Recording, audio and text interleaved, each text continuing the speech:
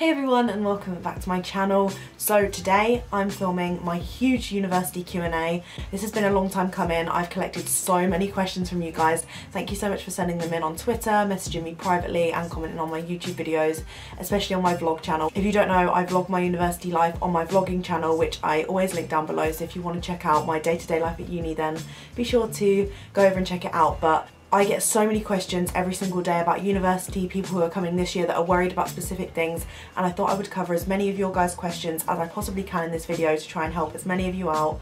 Let's get into this video because it's going to be very, very long. I can feel it. Okay, so the first question I have is, how do you choose what bank to go with for student loan?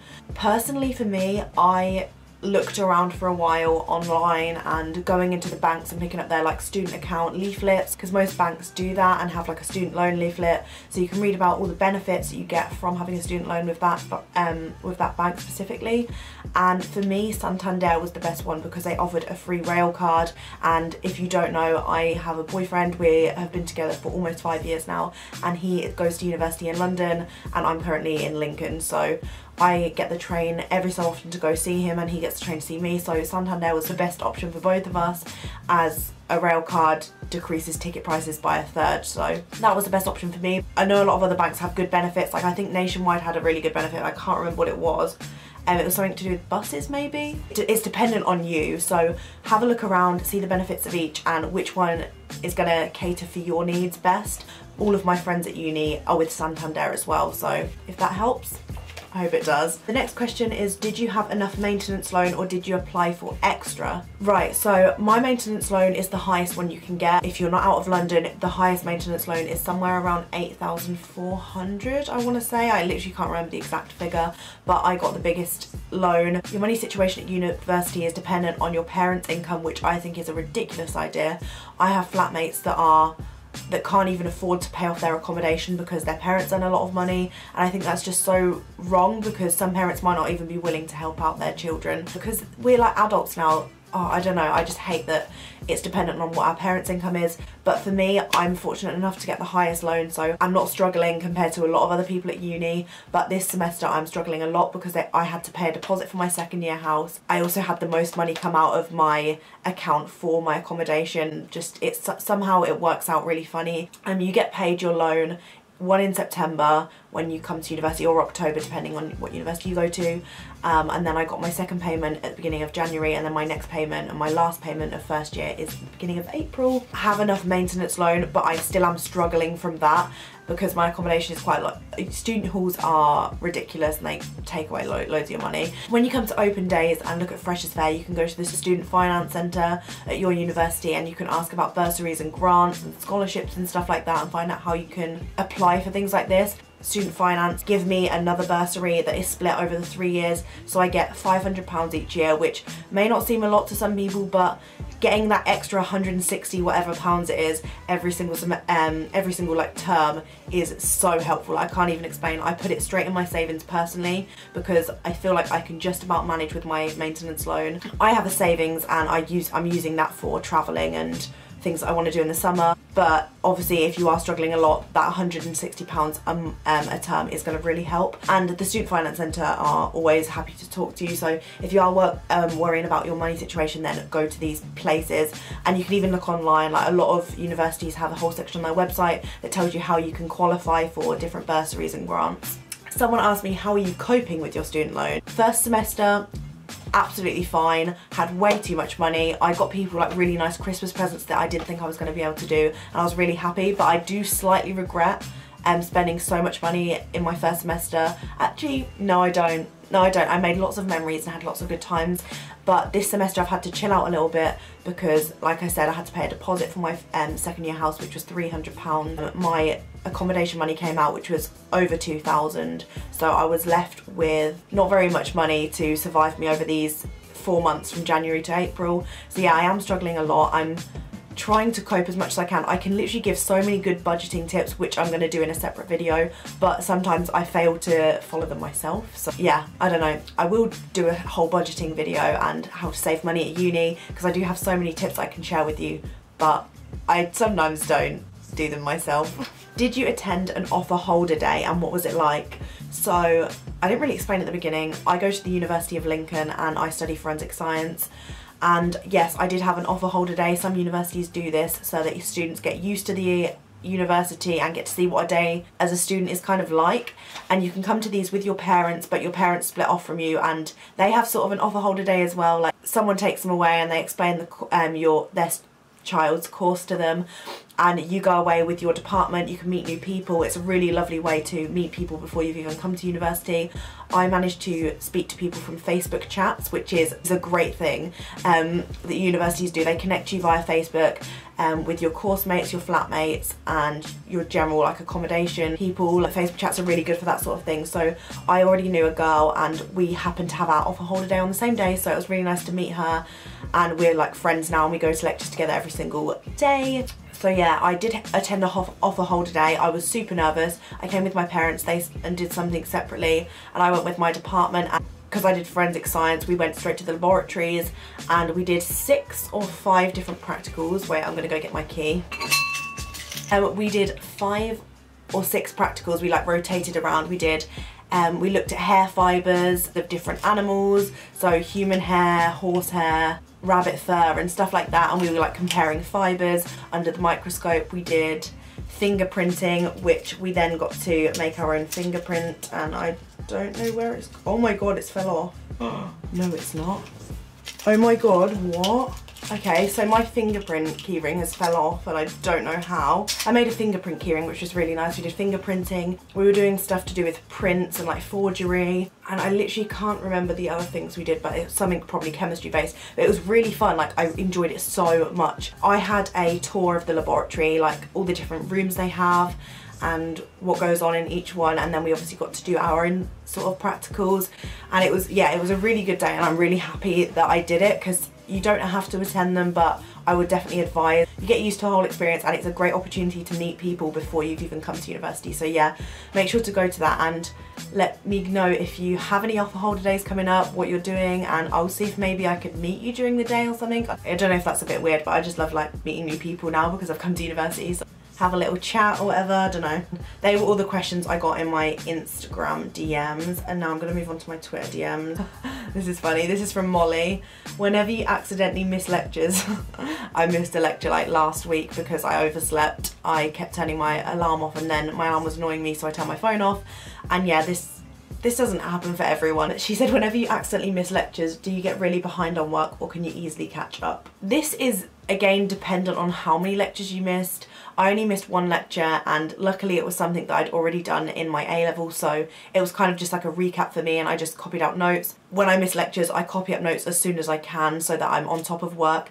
For me, it's not a massive issue because I know that I will sit at my desk and write up my notes because I feel so guilty. I guess some people can stray away and get really behind on things, but because I'm quite like motivated and driven with my work, I just get it done there and then. If I like wake up late, I'm like, oh, I'm so annoyed at myself, and then I just copy out my notes. If you miss a whole day's work and you have like 6 lectures, 6 different topics, then it might be a little bit harder to catch up, but if you just get on with it straight away, then you shouldn't really have any problems. How do you balance YouTube and university? Well, I'm currently doing it and I think I'm doing okay. Like, I have set myself 4 to 6 hours every day of university work, whether I'm in lectures or not. I have all my notes up to date.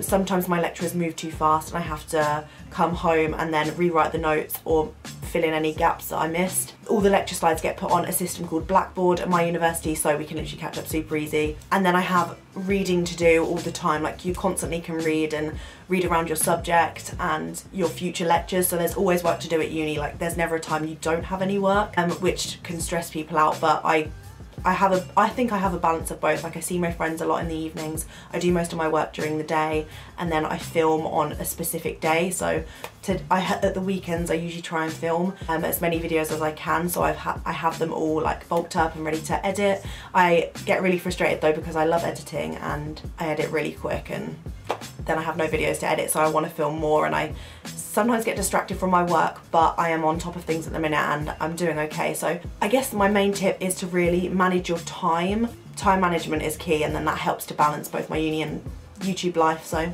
yeah, that's how I kind of go about balancing that? And that question was from Talia, by the way, I forgot to mention. Okay, so I'm getting like more questions because I just put on my social media that I was just about to film this.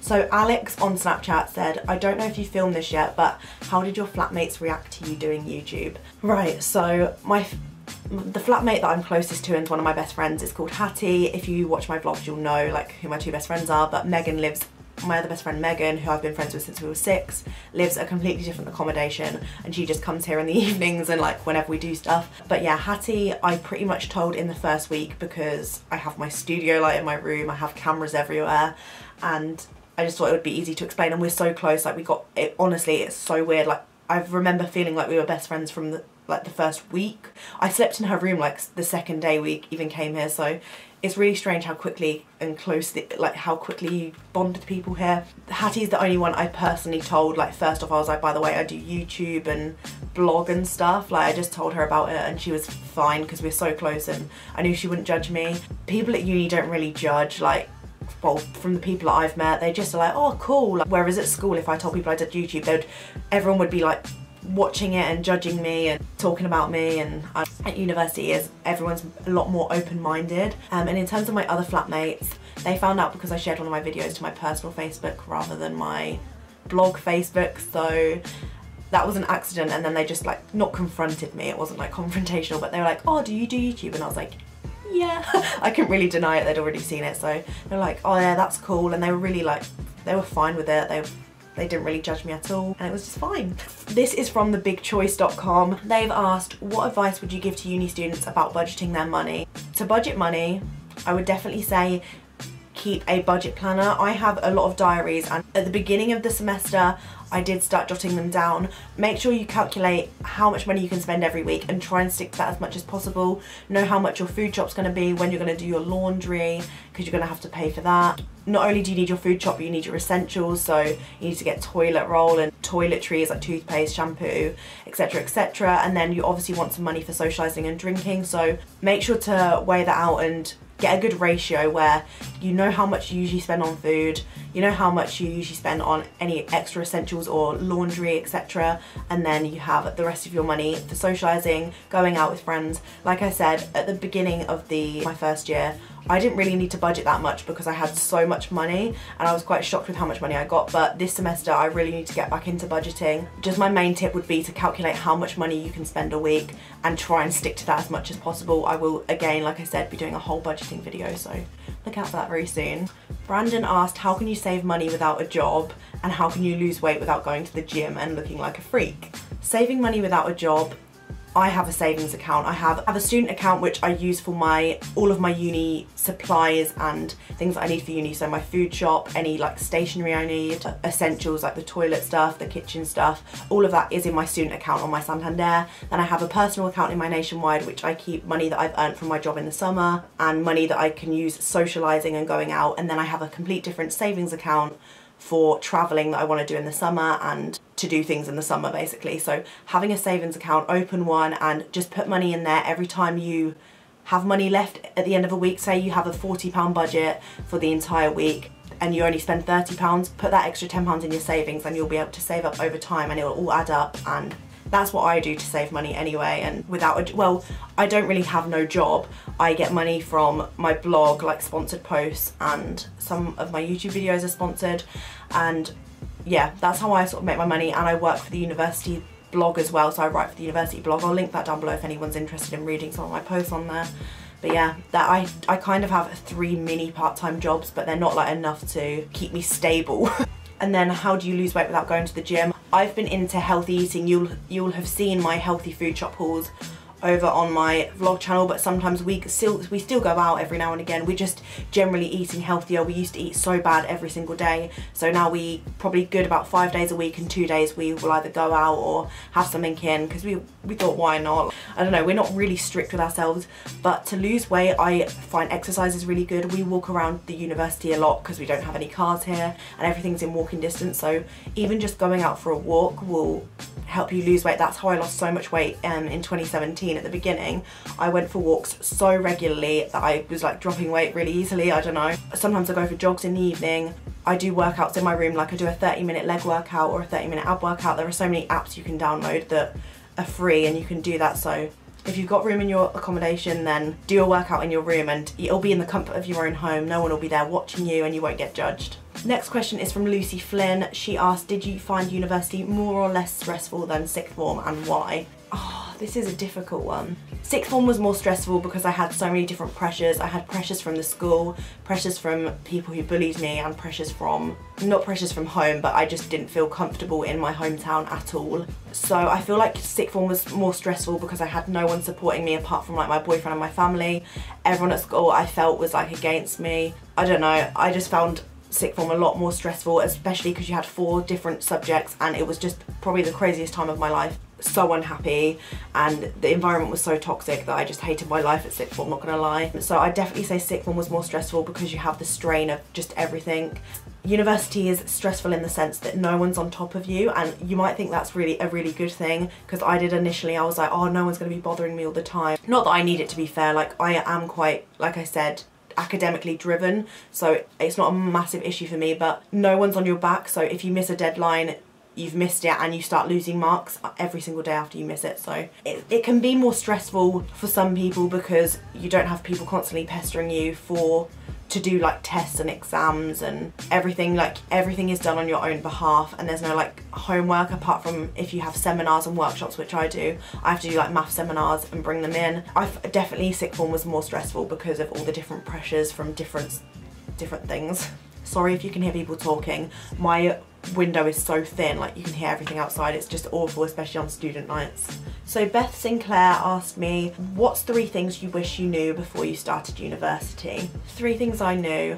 I wish I knew how easy it is to make friends. I speak about this a lot more. I have a Freshers Top Tips going up on Saturday next week, so make sure to stick around for that if you want any tips for freshers. But I wish I knew how easy it was to make friends. You really don't need to worry about it, and I know this isn't going to help you, like I say in my freshers video. I know this is not going to help you by just me saying this, but it's so natural and so easy to make friends. So I wish I didn't worry about that so much before university. 2, I wish I knew the concept of money a little bit more and how crazy it is to budget, all these different things in your life. I wish I knew how to adult a lot more because I'm not very good at that. Well, I'm just getting by, but I'm not amazing at adulting. It's just quite an overwhelming experience. Oh, and the 3rd thing I wish I knew before I came to uni was how to cook. I wish I could cook some more food so that I could eat more healthy food and cook, but I just can't cook very well. So yeah, if you want to prepare for uni, do some cooking in the summer and try and find some decent meals that you can cook at university that are easy and cheap to buy. Okay, Beth also asked, which accommodation are you in? I am in Lincoln Courts, which is one of the on-site accommodations at Lincoln. That is one of the cheapest, or it may even be the cheapest. I didn't really want to pay a lot for accommodation. I just wanted the basics. I just wanted a communal area to speak to my flatmates and to cook and stuff, and then I wanted a nice bedroom with an ensuite, and that's exactly what I've got. Obviously it's not the best, it's a student accommodation. It's not going to be the most amazing room in the world, but I definitely recommend Lincoln Courts if you're looking for something simple and have everything you need for the cheapest price possible. So Kate Young asked, what are your top 3 tips for moving into halls? So 1 would be to do your food shop before you've moved into halls so that you have your food all prepped for Freshers Week, because you won't really want to go out and do your food shop in that first week. You want to be meeting friends, socialising, going to all of your like signed up things for freshers. It's just not something you want to be doing. Another tip for moving into halls would be to go at the time you are designated. We had like a half an hour slot, and because there was so much traffic, we took a little longer and it was just a bit more stressful. So go as soon as you physically can to go and unload your stuff, because if you're the first one there, it's a little bit easier to go out and approach people, whereas I felt a bit nervous because everyone was here before I came. And my 3rd tip for moving into halls would be yourself from the beginning. Go out and speak to your flatmates as soon as you can. As soon as you've put all your stuff in and your family have left, go out and speak to your flatmates instead of dwelling in your room. You get chatting and socialising straight away, and it's just really nice if you go out and make friends if you are going to university for making friends. Okay, so the next one's a little bit of a personal one, but like I said, I answer anything, especially if it's university related. So question 3 from Kate Young, did your mum and dad help you with paying for uni, or do they give you money towards your living costs? Thank you very much, I've been loving your videos recently. Thank you very much, Kate. So my parents don't help me whatsoever, and I don't expect them to personally, because I feel like I'm on my own now. I'm an adult, I can fend for myself, and I have enough maintenance loan to cover me, so I don't want to ask my parents for money that I have myself. The money that I've been given, I can live with it and I can work with it, even though it's not as much as I did have last semester. So no, they don't help me with living costs, but I know some parents are willing to do that for you if your maintenance loan isn't as big as you need it to be. If your parents can afford to help you out, then fair enough, that would be lovely, but I just don't expect my parents to do it for me because I already have a maintenance loan that I can live with. So Steph has asked, have you ever had to deal with family members who aren't so supportive of your university choice? If so, how have you dealt with that, and would you be able to give any advice to remain highly positive about the university experience?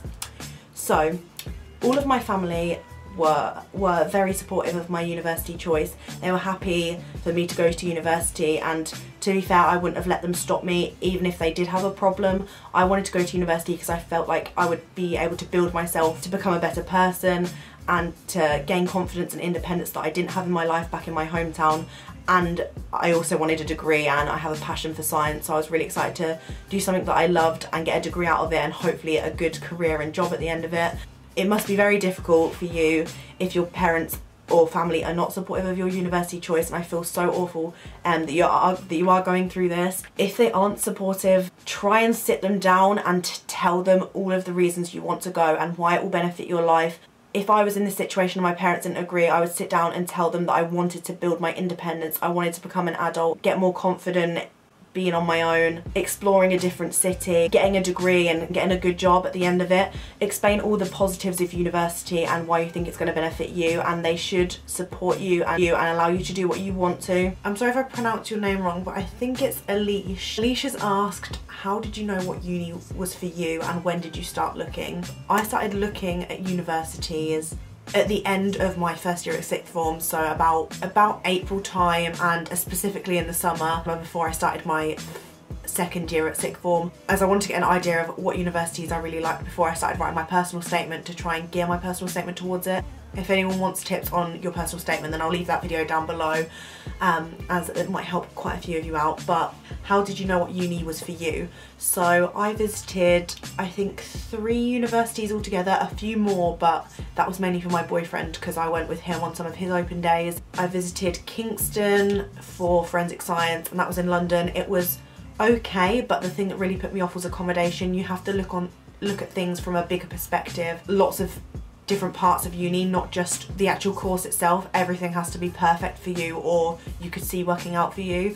The main thing was the fact that the accommodation was ridiculously small. There was no room to communicate, like there was no room to socialise with your flatmates. Literally, the kitchen was a tiny little square, and the table wasn't even big enough for the amount of people in the flat, which is ridiculous. That's what completely put me off Kingston. But when I came to Lincoln, everything just seemed to be perfect for what I wanted. Again, it's all down to preference. I really wanted to be in a city, but Lincoln is a city that's not the biggest, and so it has a lot of nice shops, and it has the cathedral, it has like the cultural and historical side to it, as well as a good nightlife. The accommodation was amazing. Like, I loved the layout of the accommodation and the amount of space I got in both my room and the communal areas. My course is obviously the main thing, and everything looked amazing. A lot of my forensics courses that I looked at other universities were very like computer based, and that's something that I'm really not into, so I'm glad that my computer stuff for my course at Lincoln is much more minimal than the others that I looked at. I remember writing a list of all the pros and cons for every single university I went to, so then it made it easier to decide which ones I preferred over the others, to help like rank them in the order I'd wanted to, and seeing which one was the best outcome if you are struggling with different ones. But yeah, have an idea of what you're looking for. Make sure you look at accommodation, the facilities that benefit your course, and the city itself, because you are going to be living there for 3 years, maybe more if you go on to do a master's or whatever. So yeah, that's what I'd recommend. And the last question someone has asked me is, how many kids do you have? So on that note, I'm going to finish the Q&A, but thank you very much for asking all your questions. Make sure to put the hashtag on Twitter for my next Q&A that is on the screen right now, or DM me if you think it's too personal and you don't really want to put it on social media. I'm happy to do these on a regular basis, like maybe every month or every 2 weeks. I hope I answered all the questions to how you wanted me to, and have helped you out as much as I can. Thank you very much for watching this video. Hit the thumbs up if you did enjoy, subscribe down below if you're new, and I will see you very soon for a brand new video. Bye!